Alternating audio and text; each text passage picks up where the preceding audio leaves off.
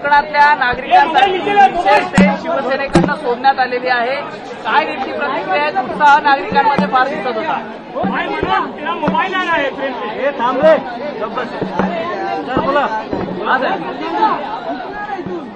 तुम लोग का बात ही चल रहा है कब से आपस में।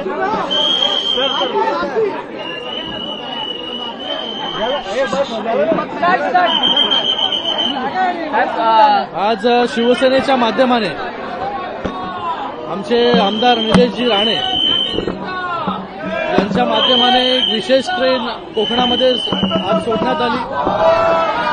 नारायण राणे साहेब स्वतः या कार्यक्रमाला उपस्थित होते। मला वाटतं गणेशोत्सव हा सगळ्यात मोठा सण कोकणवासियांसाठी आणि वर्षभर कोकणवासीय जो आहे हा गणेशोत्सवासाठी कधी कोकणात जाता येईल याची वाट पाहत असतो आतुरतेने। आणि अशा परिस्थितीमध्ये सगळ्यांनाच कोकणामध्ये जायचं असतं, पण तिकीट मिळेल का, बसचं ट्रेनचं तिकीट मिळेल का, अशा तो ह्याच्यामध्ये असतो विवंचनेमध्ये। त्याच्यावरती उत्तर म्हणजे आज शिवसेना एक्सप्रेस निलेशजी राणे यांच्या माध्यमाने 1400 कोकणवासियांना जे आहे एका ट्रेनमधून कोकणामध्ये आज सोडण्यात आलं। मला वाटतं त्यांच्या चेहऱ्यावरचा हावभाव, त्यांच्या चेहऱ्यावरचा आनंद आपण पाहिला असेल की किती आनंदपूर्ण परिवारासकट जे आहे हे सगळ्यांना आपापल्या मूळ गावी जे आहे ते जाता येतं, तिथे गणेशोत्सव साजरा करण्यात येतो। आणि शिवसेना हे गेले अनेक वर्ष जे आहे हे करत आलेली आहे। 80% समाजकारण आणि 20% राजकारण हा समाजकारणाचा भाग आहे। कालही माझ्याही मतदारसंघातून आम्ही 950 बसेस जे आहेत ते कोकणामध्ये सोडल्या। पूर्ण मुंबईमधून मला वाटतं माननीय मुख्य नेते एकनाथजी शिंदे साहेबांच्या नेतृत्वाखाली शिवसेनेने 5000पेक्षा जास्त बसेस जे आहे या कोकणामध्ये या 1-2 दिवसामध्ये जे आहेत ते आपण सोडतोय।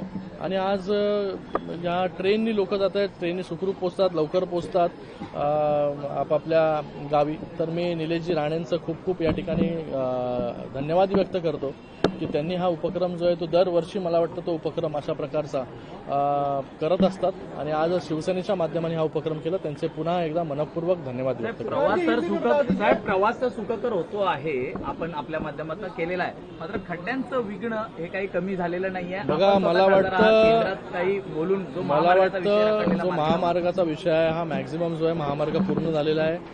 माननीय गडकरीजी याच्यावरती स्वतः लक्ष देऊन आहेत।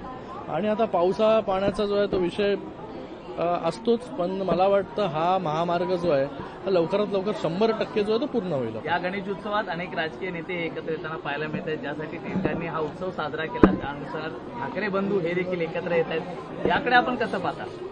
बघा, सणासुदीला सगळे लोक आपापल्या आपतेष्टांच्या घरी, नातेवाईकांच्या घरी जे आहे ते जात असतात। चांगलं आहे, या निमित्ताने का होईना कोण ना कोणतरी कोणाच्या तरी घरी जात आहे।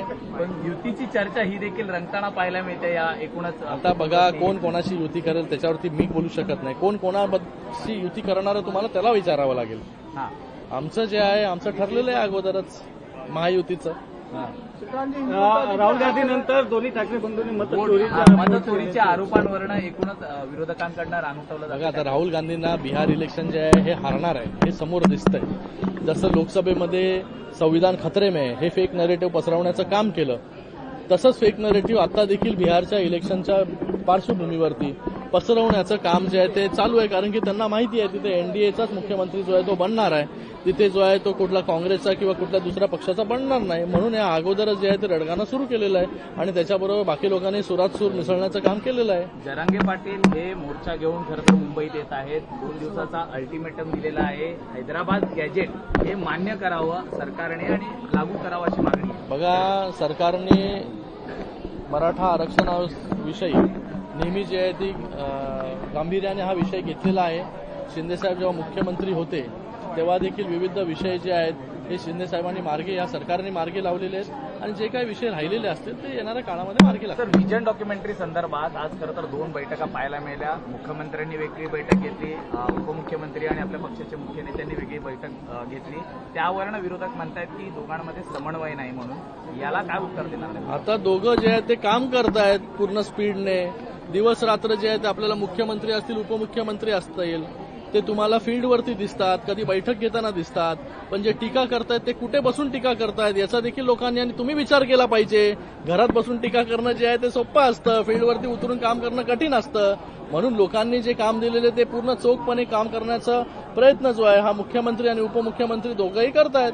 सर महायुतीमध्ये आता प्रभागामध्ये धारावी पुनर्विकास प्रकल्पावरनं आदित्य ठाकरे का धारावीत फिरत होते आणि तिथल्या नागरिकांना ते आवाहन करत होते की हा प्रोजेक्ट जो आहे त्यातले अडथळे हे करतं हे सरकार निर्माण करते कोणाच्या तरी घशात काही एकर जमीन टाकण्यासाठी. यांना सगळ्यांना लाज वाटली पाहिजे की जेव्हा महानगरपालिकेवरती इतके वर्ष सत्ता होती तेव्हा 25 वर्ष सत्तेमध्ये हा मराठी माणूस हा कुठे गेला. मराठी माणसाला कधी तुम्ही न्याय दिला. आज मराठी माणूस जो आहे तो ट्रान्झिट कॅम्पमध्ये 14 15 वर्ष राहतोय. 2 पिढ्या ज्या आहेत तिथे त्या 10 बाय 10च्या खोलीमध्ये घालवले आणि आजही ते लोक अपेक्षा करतायत की कधी आम्हाला घर मिळेल. ते राहतात त्याच्या हाकेच्या अंतरावरती जे आहे ते एक ट्रान्झिट कॅम्प आहे त्याच्यामध्ये जाऊन बघितलं पाहिजे की काय परिस्थिती आहे. आणि जेव्हा हा प्रोजेक्ट चांगला प्रोजेक्ट होतोय जिथे लोकांची राहणीमान वाढणार आहे, लोकांना स्वतःचं हक्काचं घर मिळणार आहे, तिथे जे आहे ते व्यक्त करण्याचं काम करायचं. मेट्रो कारशेड आलं त्याला विरोध करायचं काम करायचं. सिमेंट कॉन्क्रीटचे रस्ते त्याला विरोध करायचं काम करायचं. ह्यांनी फक्त घरी बसून विरोध करण्याचंच काम केलेलं आहे. लोकांनी आता विचार केला पाहिजे की मराठी माणसासाठी खऱ्या अर्थाने यांनी 25 वर्षामध्ये काय केलं. पण आमचं सरकार आल्यानंतर रमाबाई नगरचा विषय असेल, बीडीडी चाळीचा विषय असेल, इथे मराठी माणूस राहतोय. मराठी माणसाला कमी किमतीमध्ये किंवा पूर्णपणे मोफत जे आहे हे घरं कशी मिळतील याच्यासाठी कुठल्या सरकारने काम केलं. आमच्या सरकारने काम केलं. सर प्रभाग रचनेच्या बाबतीत काही अंतर्गत वाद आहेत का असं विचारणं होते. कारण शिवसेना आणि भाजप आपल्या सोयीने प्रभाग रचना करते असा सूर आहे. मला वाटतं प्रभाग रचना ह्या अगोदरच ज्या प्रकारे आता इलेक्शन कमिशनच्या माध्यमाने झालेल्या आहेत मला वाटतं आता प्रभाग रचना झालेल्या आहेत त्याच्यावरती आता जास्त बोलून काय उपयोग नाही. प्रभाग रचनेनुसार आता कशा प्रकारे तयारी करायची इलेक्शनची ह्या प्रत्येक कार्यकर्त्यांनी आणि पक्षांनी केलं पाहिजे. राष्ट्रवादी याच्यावर नाराज आहे. आता कोण नाराज आहे मला माहिती नाही, पण आता प्रभाग रचना झालेली आहे.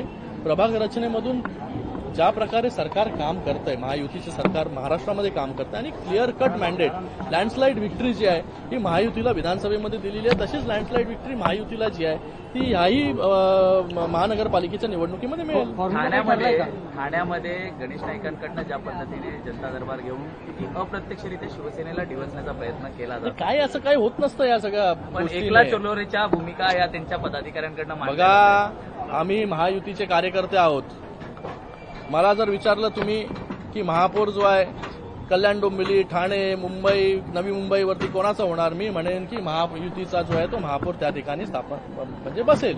पण अशा वक्तव्यांमुळे कुठेतरी युतीत मिठाचा खडा पडण्याची बघा मला वाटत नाही. आता तुमच्या माध्यमाने या सगळ्या गोष्टी ज्या आहेत त्या वाढवून बिडवून सगळ्या बोलल्या जातात आणि मला वाटतं प्रत्येकाने जे आहे त्याच्यावरती विचार केला पाहिजे. महायुतीला सत्ता जी आहे ही लोकांनी दिलेली आहे. महायुतीवरती विश्वास दाखवलेला आहे आणि भविष्यामध्ये देखील महायुतीलाच सत्ता जी आहे ते लोक देतील. शेवटचा प्रश्न, मद्य विक्रीचे परवाने 30% मद्य विक्रीचे परवाने हे नेत्यांच्या परिवारजनांना मिळाले असा डेटा समोर आलेला आहे. कारण आपण मी बघितलं नाही त्याच्यावरती डेटा बघून मी त्याच्यावरती तुम्हाला उत्तर देऊ शकतो.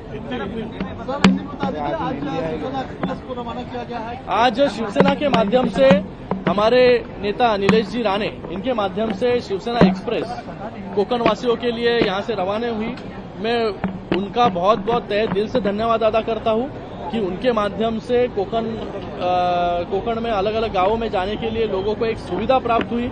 लोगों को हर साल गणेशोत्सव के लिए अपने गांव जाने की इच्छा होती है लेकिन कभी किसी को टिकट नहीं मिलता, कभी किसी को उसके लिए मतलब पैसे की व्यवस्था होती है.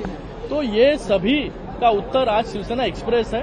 मैं नीलेश जी राणे जी का बहुत बहुत तहे दिल से धन्यवाद यहाँ पर अदा करता हूँ फिर से एक बार. और उसी के साथ में हमारे मुख्य नेता एकनाथ जी शिंदे जी के माध्यम से उनके मार्गदर्शन में सिर्फ मुंबई में 5000 से ज्यादा बसेस भी छोड़ने का काम हम लोग ने किया है. कल मेरे चुनाव क्षेत्र में 950 से ज्यादा बसेस जो है हम लोग ने कोकण वासियों को आप अपने गांव जाने के लिए व्यवस्था उसकी की थी. तो मुझे लगता है कि कोकण वासियों के लिए अच्छी व्यवस्था शिवसेना के माध्यम से हर साल यहाँ पर हो रही है. और आज कोकण एक्सप्रेस शिवसेना एक्सप्रेस यहाँ से शुरू हुई. हर साल इसकी संख्या जो है बढ़ती जाएगी. अच्छा है महायुति के माध्यम